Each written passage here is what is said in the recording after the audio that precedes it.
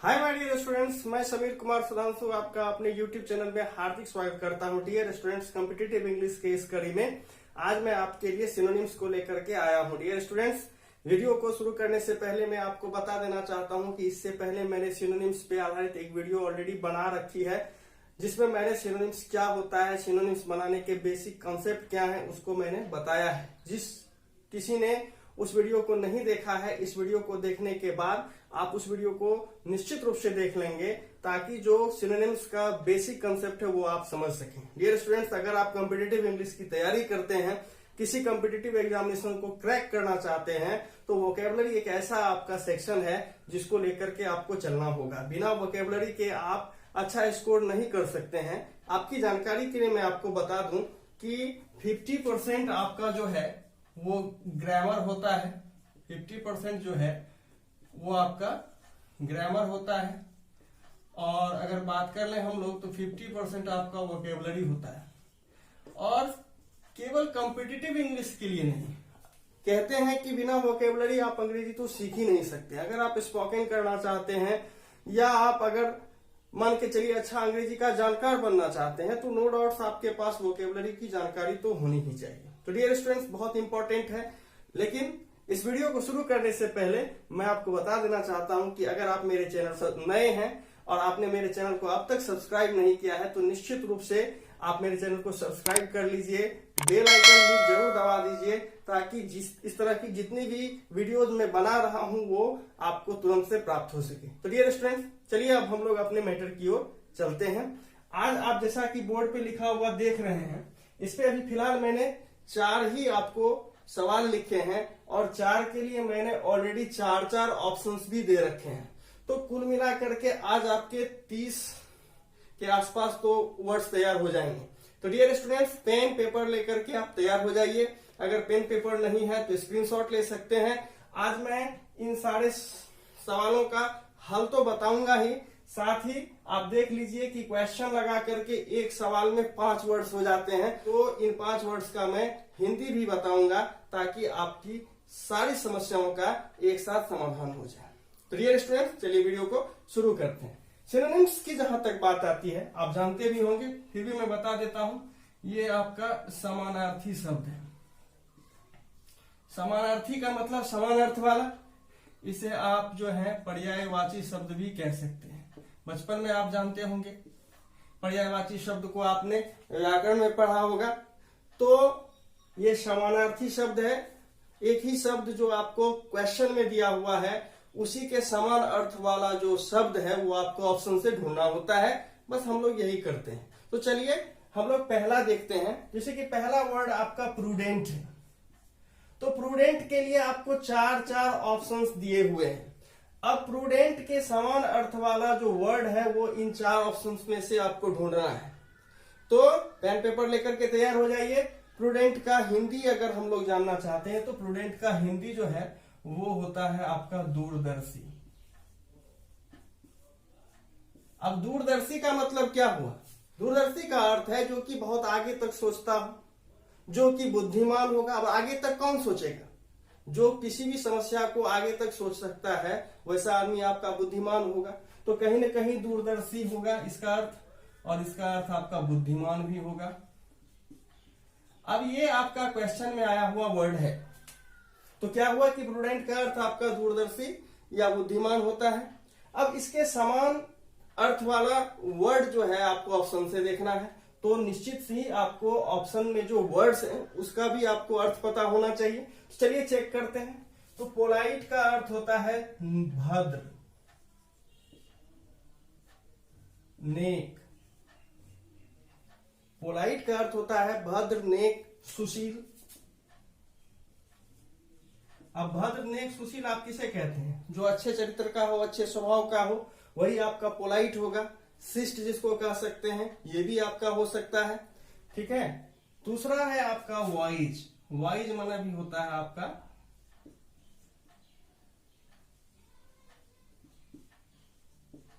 बुद्धिमान। ठीक है। और यहां पे देख लीजिए आपका एक वर्ड है ऑनेस्ट। ऑनेस्ट मतलब होगा यहां पे आपका ईमानदार।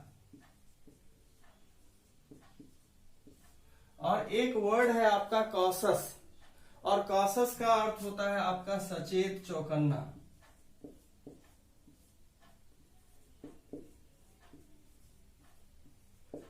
अब जब आपको पांचों वर्ड्स का हिंदी पता हो गया है तो निश्चित रूप से आप आंसर निकाल सकते हैं कि दूरदर्शी, बुद्धिमान का अर्थ आपका कौन सा शब्द दे रहा है। तो पोलाइट का अर्थ भद्र, नेक, सुशील होता है, यह आपका अर्थ नहीं दे रहा है। भद्रता, नेक होना, शिष्ट होना अलग बात है, और दूरदर्शी होना अलग चीज है। वो कहीं ना कहीं हमारे मानसिक अवस्था से रिलेटेड है, कहीं ना कहीं हमारे इंटेलिजेंस से रिलेटेड है, कहीं ना कहीं उससे हमारी दूरदर्शिता से रिलेटेड है। तो यहाँ पे ये पोलाइट आपका ऑप्शन नहीं होगा। वैसे तो ऑप्शन बी जो है वाइज, वो डायरेक्ट इससे दिख रहा है, तो आपको आंसर मिल गया होगा। फिर भी आप देख लीजिए तीसरे ऑप्शन को, फिलहाल बी को हम लोग रखते हैं। तीसरे ऑप्शन पे आ जाओ भाई, ऑनेस्ट लिखा हुआ है, तो ऑनेस्ट ईमानदारी है, और ईमानदारी और दूरदर्शिता में अलग अलग दो बातें हैं, तो आपका ऑनेस्ट भी नहीं होगा। आ जाओ भाई, कॉशस, सचेत जो है ये बुद्धिमानी जैसा लगता है, लेकिन इससे कहीं बेहतर यहाँ पे वॉइस का इस्तेमाल किया हुआ है। तो नो डाउट हमारा आंसर बी में ही होगा, तो आंसर होगा हमारा बी।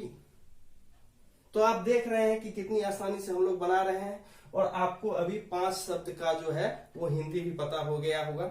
तो चलिए अब हम लोग दूसरे क्वेश्चन की ओर बढ़ते हैं। दूसरा है फीबल। फीबल का अर्थ होता है कमजोर।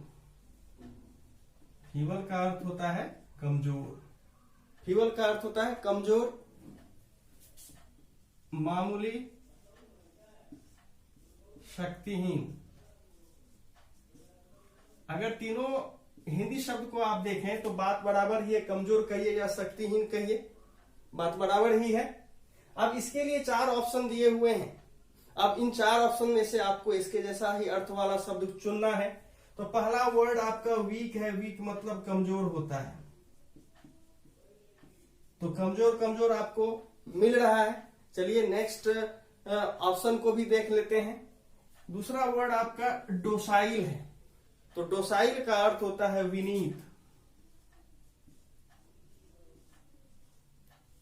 डोसाइल का अर्थ होता है आपका विनीत। विनीत मतलब क्या हुआ? नम्र, जेंटल, ठीक है।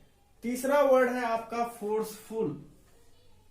फोर्सफुल का अर्थ हो जाएगा ओजस्वी। ओजस्वी क्या होगा भाई?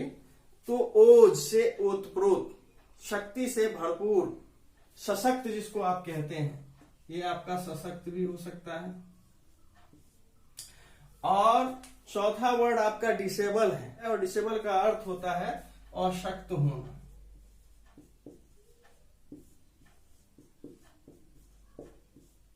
अब अगर हम लोग आंसर की तलाश करें तो आप देख सकते हैं कि फीबल का अर्थ कमजोर, मामूली, शक्तिहीन है, तो डोसाइल हो सकता है क्या? बिल्कुल नहीं होगा।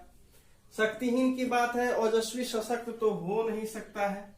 अब आई बात डिसेबल और वीक में, तो डिसेबल में देखो अशक्त होना है, और यहाँ पे फीबल जो है वो कमजोर, मामूली, शक्तिहीन की बात कर रहा है। अब होना और कमजोर में अंतर है, तो यहाँ पे सबसे बेस्ट आपका वीक ऑप्शन है जो इस क्वेश्चन का आंसर होगा। ठीक है, तो चलो भाई डिसेबल भी नहीं होगा। आ जाओ भाई यहाँ पे नेक्स्ट में आपका कोर्स लिखा हुआ है, और कोर्स का अर्थ होता है रूखा।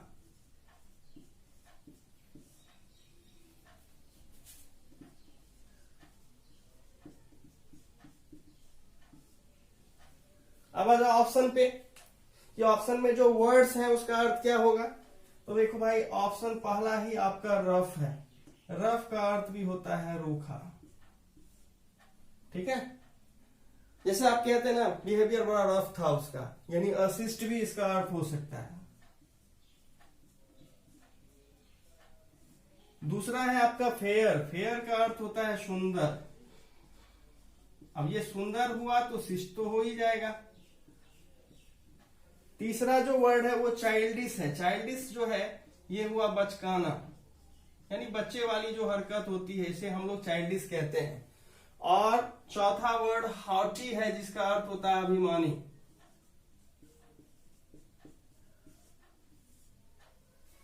तो चौथा वर्ड जो है वो आपका अभिमानी है। तो चलिए हम लोग आंसर ढूंढते हैं। अब रूखा अशिष्ट का फेयर कभी भी आंसर नहीं होगा, चूंकि पहला वर्ड रफ है, रफ का अर्थ मिलता है, इसीलिए मैंने अभी इसको टिक नहीं किया।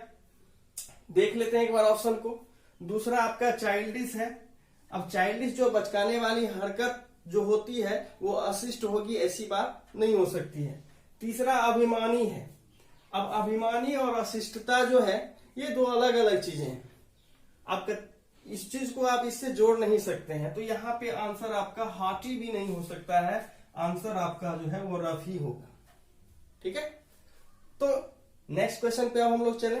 नेक्स्ट क्वेश्चन है कैलेमिटी। कैलेमिटी का मतलब होता है आपदा। आपदा यानी आफत, मुसीबत, इसे आप आफत भी कह सकते हो, इसे आप त्रासदी भी कह सकते हैं। जैसे कि बिहार में जो बाढ़ आती है वो बिहारियों के लिए त्रासदी है। इसी प्रकार ब्रह्मपुत्र में भी बाढ़ आती है तो उससे जो वहां के लोग हैं वो इस बाढ़ का दंश झेलते हैं, असम वाले लोग, तो उसके लिए त्रासदी ही है। जैसे बहुत जबरदस्त जो है आंधी आई, तूफान आया, बहुत कुछ उजड़ गया, वो भी एक त्रासदी ही होती है। तो कैलेमिटी का मतलब आपदा, आफत, त्रासदी हुआ। ठीक है, अब हम लोगों को इसके लिए भी 4 ऑप्शन है, तो जरा इसको देख लेते हैं कि वो ऑप्शन आपके क्या हो सकते हैं। तो पहला वर्ड है ग्लूमी। ग्लूमी का अर्थ होता है अवसादग्रस्त।